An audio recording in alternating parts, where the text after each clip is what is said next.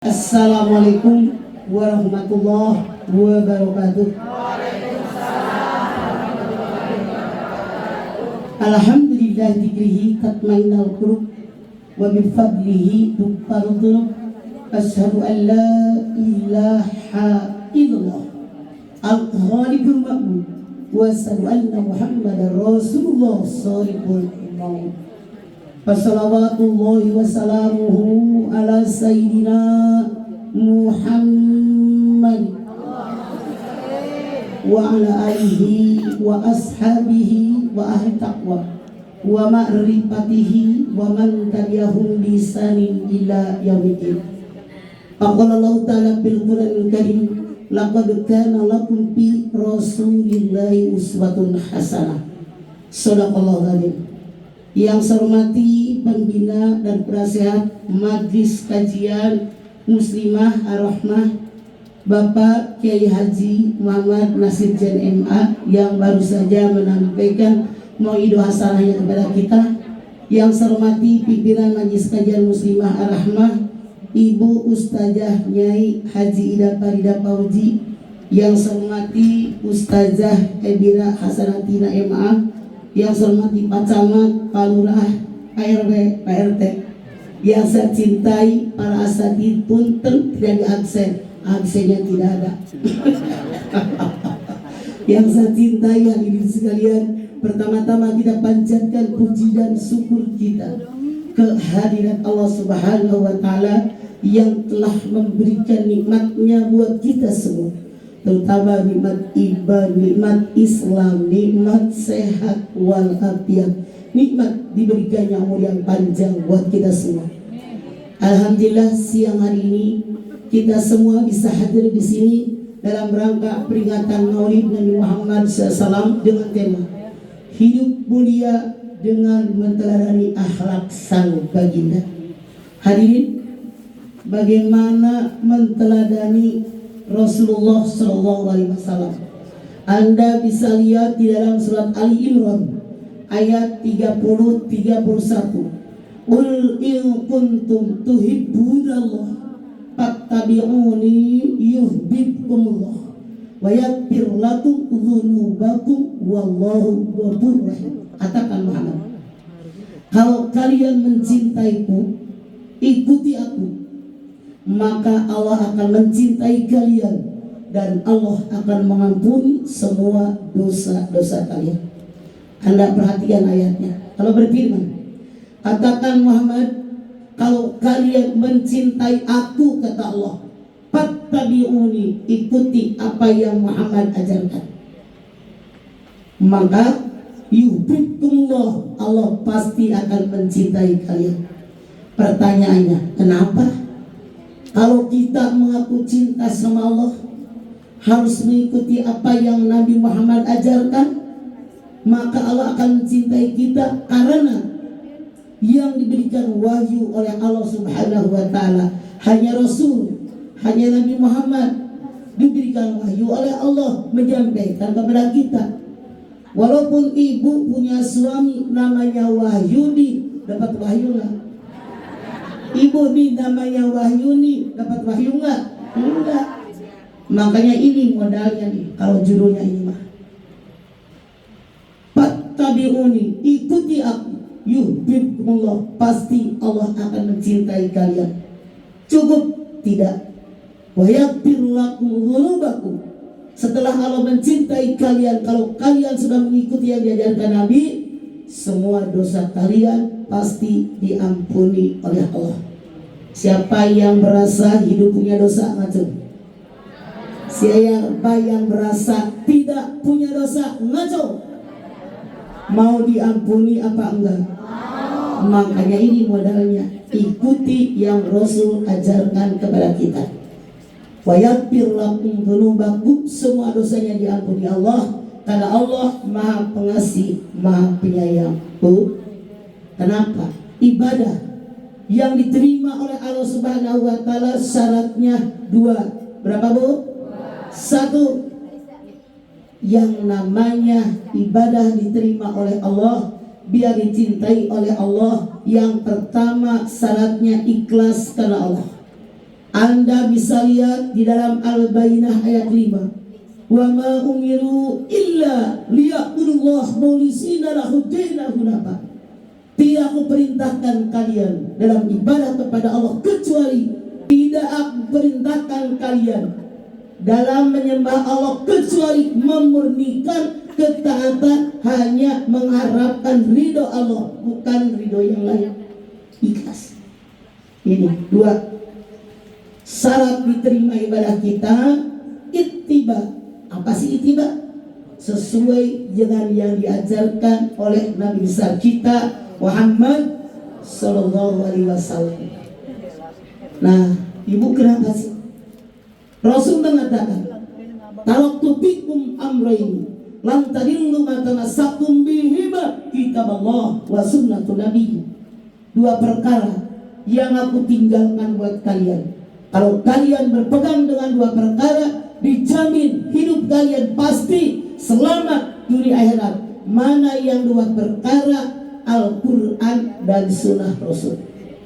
Alhamdulillah ada ngaji di Ar-Rahmah, dipimpin oleh Nyai Farida, Yai Masya Allah Nasir Jen, ada Ananda Ibira, ini kader-kader penerusnya. Semua kami mengajarkan jamaah kami, dasar hukum yang kita sampaikan hanya Al-Quran dan Sunnah Rasul. Oleh karena itu kurang tepat kalau orang dalam pengajian bangga, taklim saya 2 kali hatam, taklim saya 4 kali hatam, apalagi kita 7 kali hatam. Walaupun punten membaca Al-Quran dapat pahala, tapi harus dimengerti isinya. Kenapa? Anda bisa lihat Al-Baqarah 185. Sahur Ramadan alladzi unzila fihi al-Qur'an hudan linnas wa bayyinatin minal huda wal furqan. Pada bulan Ramadan aku turunkan buat kalian Al-Qur'an. Apa sih fungsi Quran? Kata Allah, hudan linnas wa bayyinatin minal huda wal furqan. Petunjuk buat manusia, penjelasan petunjuk dan pembeda yang bedakan mana yang boleh, mana yang tidak, mana yang halal, mana yang haram, semua terdapat dalam Al-Quran. Jadi sangat jelas dari ayat ini bahwa kalau kita pengen hidup di alam dunia ini benar, harus mengkaji Al-Quran. Tidak cukup balapan baca Quran. Anda lihat, pertama, Quran itu kata Allah, Iqra bismi rabbikal ladzi khalaq. Bacalah Al-Quran dengan menyebut nama Tuhanmu yang telah menciptakan kamu dari segumpal darah. Bentar, Anda lihat, kata Allah, kita ini sebagai umat Nabi Muhammad wajib baca Quran, dimulai dengan Iqra. Apa sih yang Iqra yang dibaca? Ayat yang tersurat dalam Al-Quran yang tersirat di alam dunia, itu yang kita baca. Cukup? Tidak. Langsung Allah berfirman, warattilil Qur'ana tartila. Baca Quran wajib tartil. Apa sih tartil?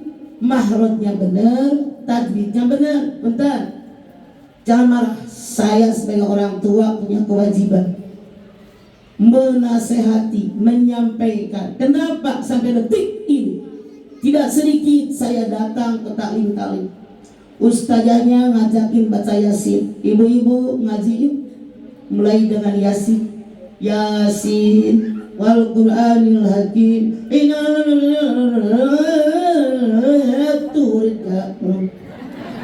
ibu silakan ketawa.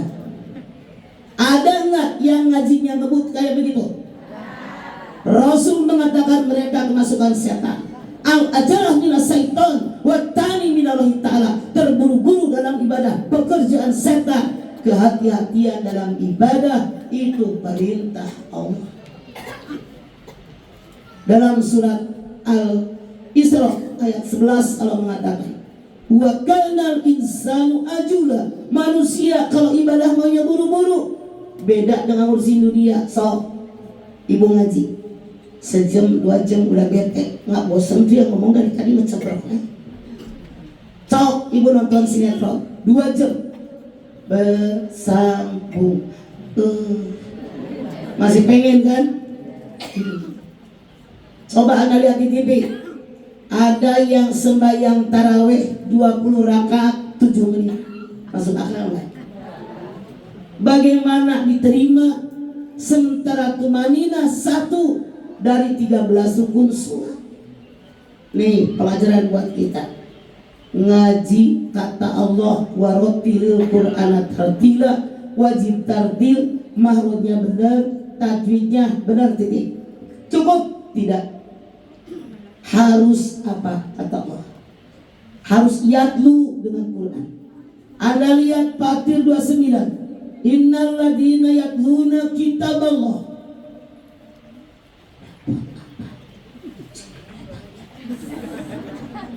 Dia tahu kalau neneknya doain air jeruk. Maaf ya Bu. Udah hampir 75, udah enen. Innal ladina yatluna kitaballah wa yuqimunas shalah wa yunfiqu mimma razaqnahum sirran wa alaniyah yarjuna tijaratan lan tabur. Kata Allah, orang yang hobi, yang suka membaca Al-Quran, mendirikan sholat, selalu berinfak dengan jalan Allah, baik mereka sembunyi-sembunyi maupun terang-terangan, mereka semua adalah berniaga yang tidak ada rugi-ruginya. Bu, tahu berniaga? Berusaha. Ibu, namanya usaha, pengen untung, pengen rugi. Kata teman, pengen untung, ini modalnya. Kata Allah. Anda lihat Fatir 29. 1, hobi baca Quran. Kalau hari ini belum baca Quran, kita mikir, apa yang belum gue kerjain ya? Seperti ada yang hilang nih. Baca Quran 4 lembar, 5 lembar, tenang hati. Oh iya, belum baca Quran. Cuman jangan marah, saya nggak pernah nyindir. Survei membuktikan, tetot kata Yukan. Masya Allah, kita mah banyak ngaji yang zero, pulang ngaji Qurannya ditaro. Iya apa ayah nu kitu di dieu ayah. Mana orang yang ngaji? Pulang ngaji ditaro, ditenteng tugas kalau mau ngaji lagi. Kapan apalnya Quran? Nih jatuh. Sementara orang yang hobi baca Quran dirindukan oleh surga. Al-jannatu mustaqatun ila arba'atina parin talul Quran wa hafidil lisan wa mut'imil ji'an wa sha'imina fi syahr Ramadan. 4 kelompok manusia yang dirindukan surga. Kalau kita merindukan surga, wajar. Kalau surga yang rindu dengan kita, istimewa, ini hebat. Siapa kelompok manusia yang dirindukan surga? Talul Quran. Orang yang gemar baca Quran, orang yang hobi baca Quran. Jangan cuma tengok kiri kanan, lihat saya seret. Saya tanya, 1 hari berapa juz Anda baca Quran? Jawab.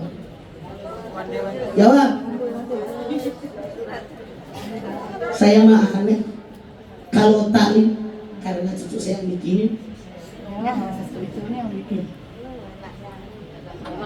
Bu, jangan kalah sama para artis. Saya punya pengajian, mereka tuh one day one juz. Masa anggota pengajian kayak begini nggak hafal, aku nggak baca di pengajian doang ini bolak-balik Yasin,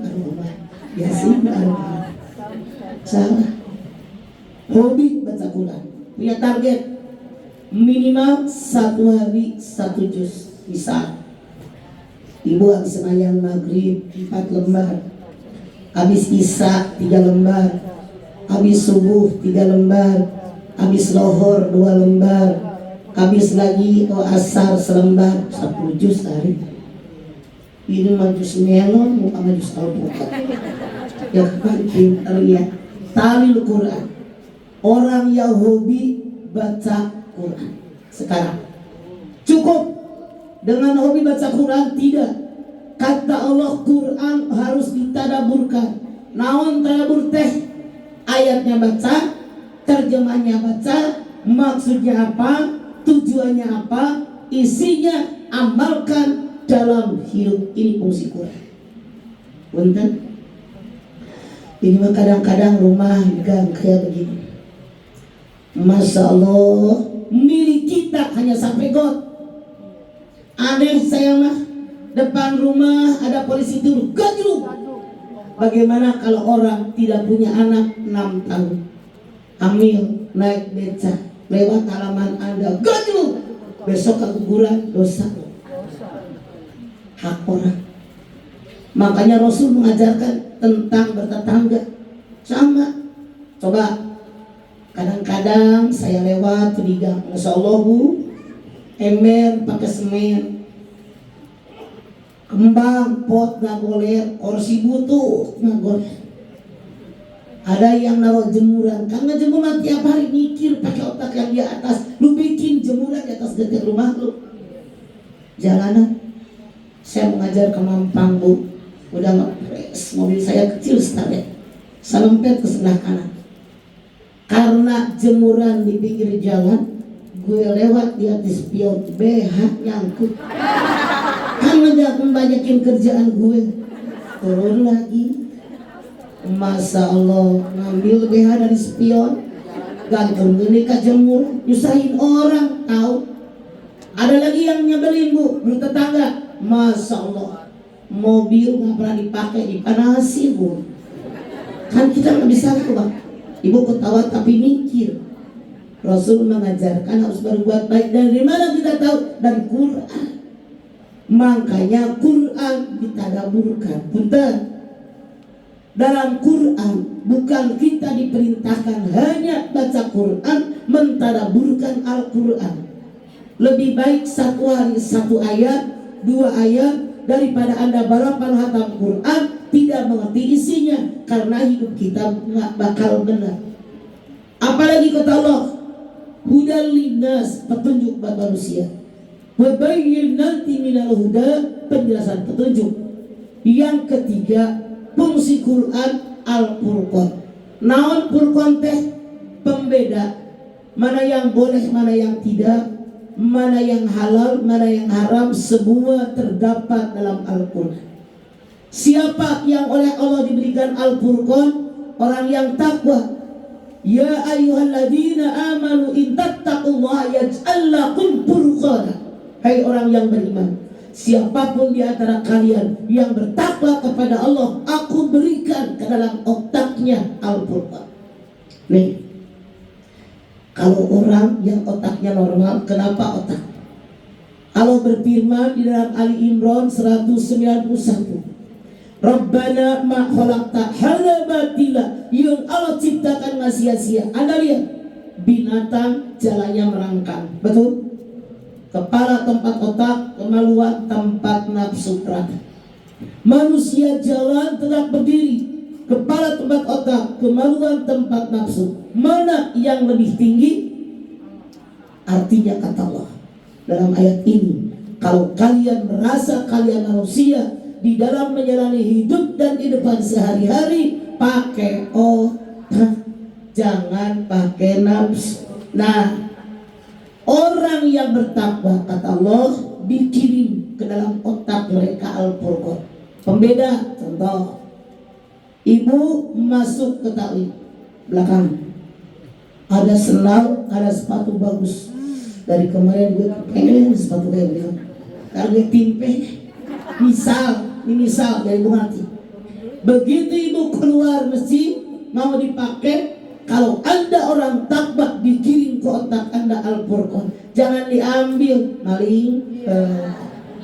Misal ibu pulang ngaji siang nih, di halaman rumah orang ada jambu ngegantung, belimbing ngegantung, mangga ngegantung. Teman ngaji kata gue enak banget kalau bikin rujak. Biarlah akrab harga minta. Kalau Anda orang yang takwa, begitu mau metik belimbing, metik mangga, dikirim oleh Allah Al-Furqan. Jangan maling. Dikasih tahu. Contoh, Ibu beli bawang sekilo. Kalau orang yang diberikan Al-Furqan nggak bakalan nyomot. Tapi orang yang kemasukan setan udah nimbang sekilo, nyomot, tambahin ya bang, maling. Ibu beli cabai sekilo, nyomot, tambahin ya bang, maling. Maaf, jangan marah, karena ini judul kita. Contoh, ibu beli lengkeng, beli dukuh 2 kilo, mang nyobain, otak dipakai, nyobain mah hiji 1. Ieu mah nyorok sok teu eureun, itu maling. Punten, beli Al-Furqan. Contoh, ibu ngaji, dus amat. Setahu saya paling dekat panggung orang yang dianggap terhormat, ibu RW, ibu camat, ibu lurah, ibu bupati, ustazah. Selain dus ada kue. Harusnya otak dipakai, yang patungan warga bagi ke belakang. Dasar kemasukan setan, gue muter seret, lemper hilang 3. Saya tidak bercanda, ngomong Quran dia ngerti. Gue muter seret, lisol hilang 4. Kalau dimakan mah tenang, dimasukin tas. Muter deui seret, ustazah yang alisnya gede kayak setang RX, bibirnya onyoy kayak habis makan orok. Belum, ternyata dari rumahnya udah bawa keres. Begitu gue nengok seret, sapi dibahagian karena keres. Saya sampai kaget. Peribahasa mengatakan guru kencing berdiri, murid kencing. Gurunya aja udah rakus sama gue. Coba bagaimana mentalani akhlak Rasul. Rasul mengajarkan jangan makan sebelum kenyang. Ya Allah, la ilaha illallah, punya jamaah di masjid. Balik deui, yang bener apa? Jangan makan sebelum, baru eling. Berhenti makan sebelum pintar. Tadi mas sebelum kenyang udah makan. Jangan berlebihan. Ibu bisa lihat dalam Al-A'raf ayat 31. Ya bani Adam, khuzu zinatakum inda kulli masjid wa kulu wasrabu wa la tusrifu innahu la yuhibbul muslimin. Hei turunan Adam, kita semua dihimbau oleh Allah. Pakailah pakaian yang terbaik. Kalau sholat, kalau ke masjid, pengajian, ke taklim, yasinan, zikiran, tahlilan, istighosahan, make pakaian yang terbaik. Makan minum jangan berlebihan. Tuh, Rasul mengajarkan begitu. Lihat di kita, sudahkah meneladani akhlak Nabi? Lihat diri masing-masing, baju buat anda kondangan dengan mukena yang dipakai hari-hari, mahalan naon. Baju buat kondangan mahal, ngabelain ngutang tenanawan, yang penting gue tampil beda di kondangan. Mukena hararideng, tahu nggak hararideng? Udah pada hitam mana basah, deh dijahit banget gue. Rumahnya kaya, makalipan setik tebel, gila numpang sholat, mukena hidup, mana basah, deh. Dulu aja. Punten, jangan nengok kiri kanan. Nih judul kita. Lihat diri masing-masing, robah. Seandainya pun lebih murahan mukena, jangan terlalu jomplang.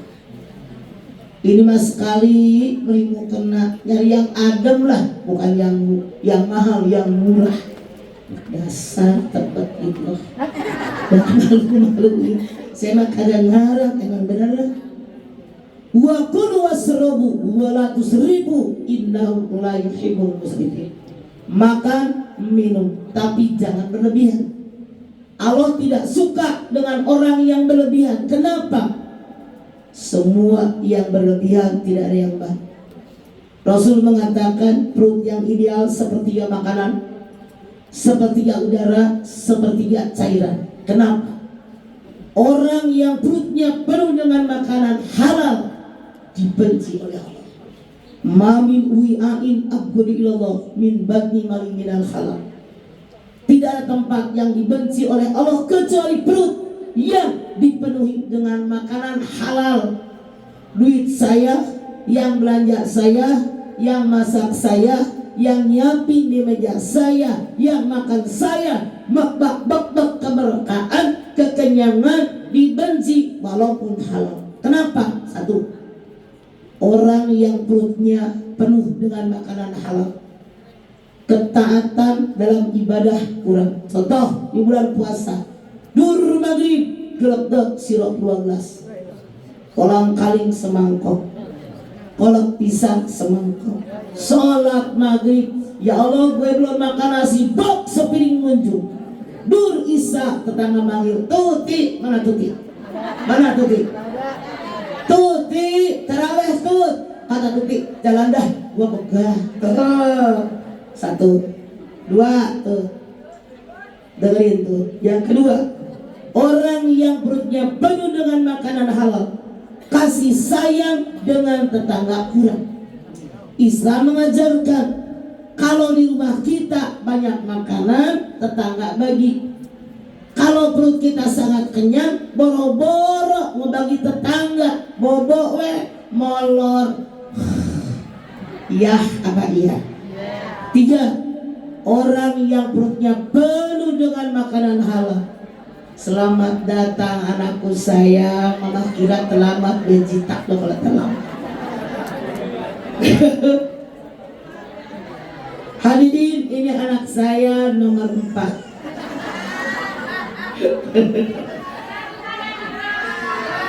Sini. Duduk dulu apa naik?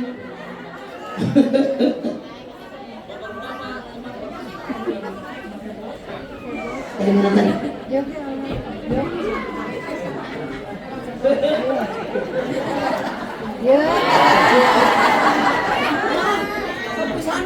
Iya, ini namanya Kiai Nasir J. Lagu lah. Banget. Enggak kencing. Duduk dulu sih. Duduk mana?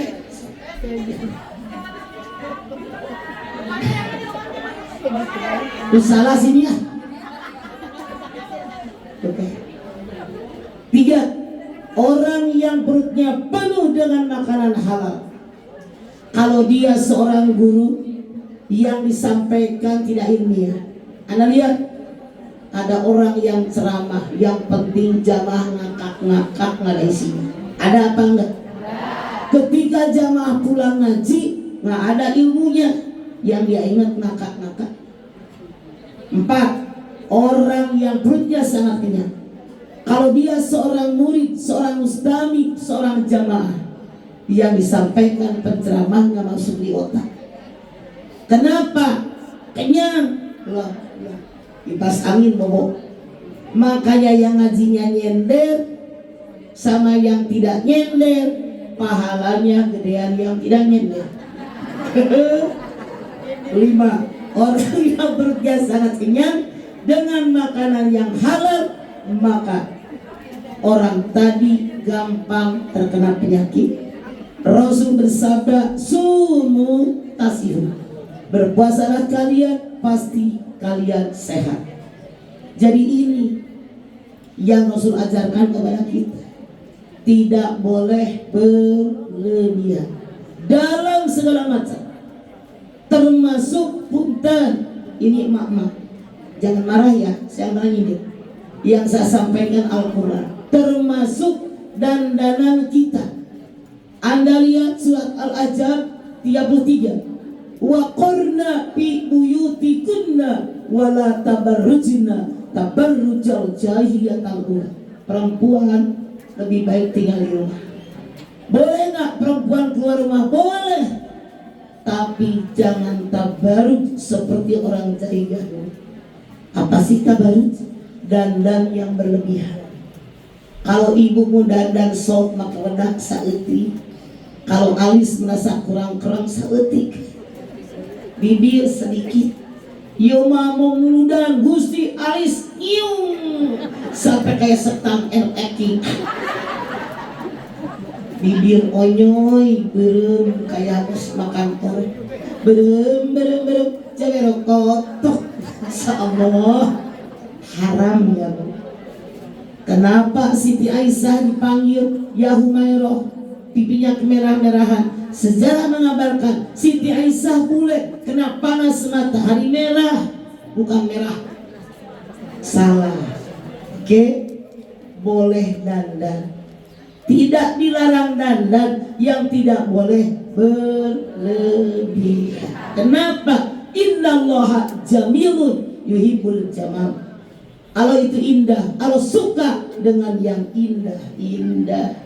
Tuh, sedang deh segini. Jangan lebay berlebihan. Kenapa? Bentar. Saya punya tetangga.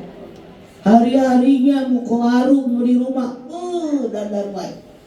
Sakit seminggu, dirawat di rumah sakit Bakti Yuda di Depok. Masya Allah. Sebagai tetangga, saya ngajakin teman-teman kita tengok ini.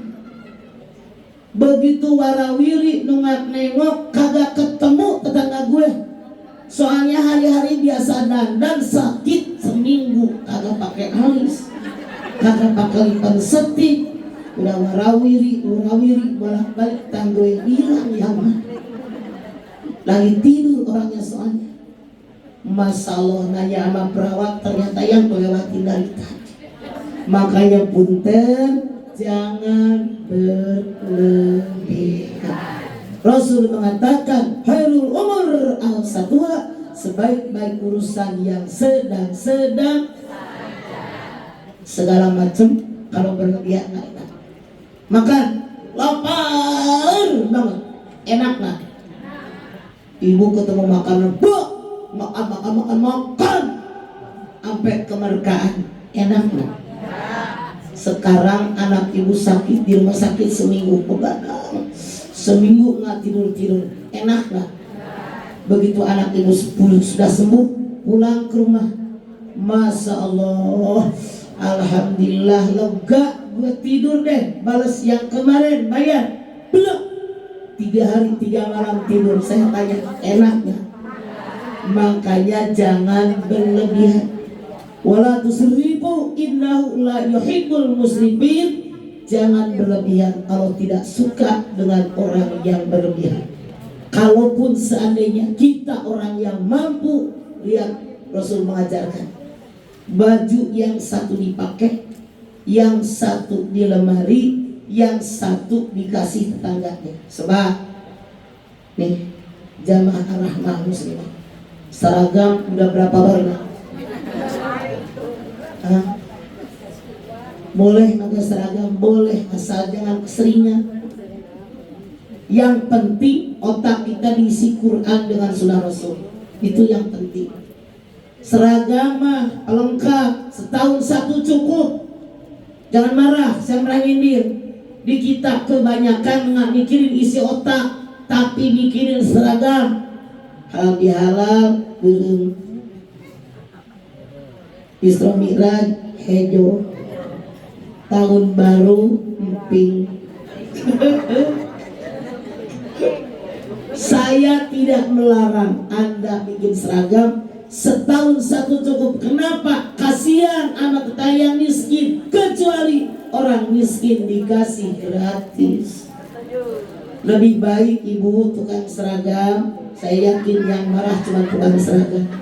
Tukang seragam lebih baik Anda ya jualan tuh tafsir, fikih, hadis, tauhid, akhlak. Lebih baik tiap ngaji nambah ilmu.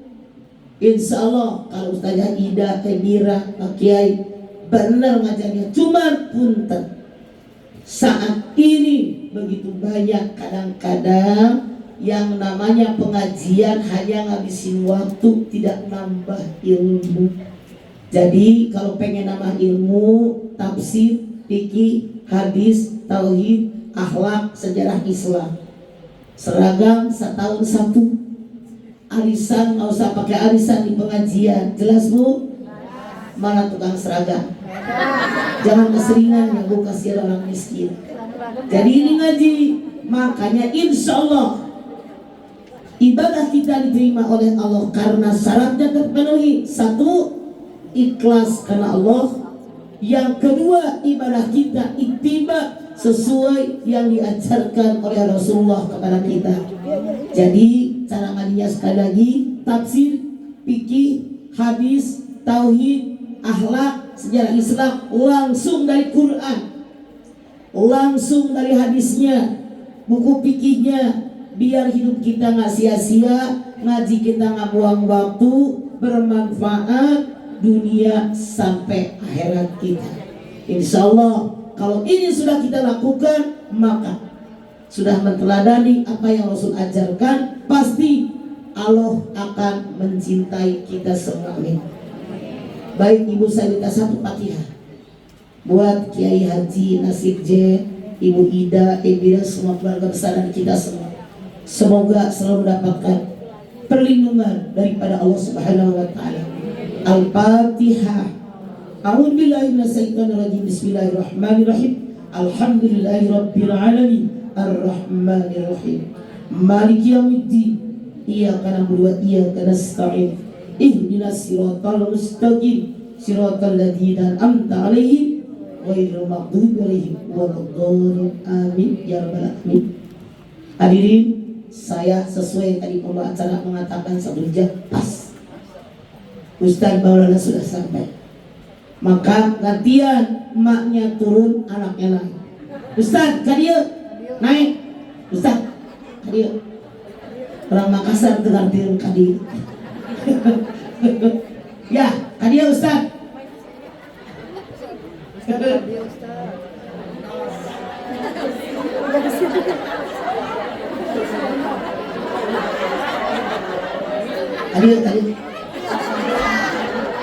Hadirin sekalian, ini adalah anak nomor 4, Nur Maulana.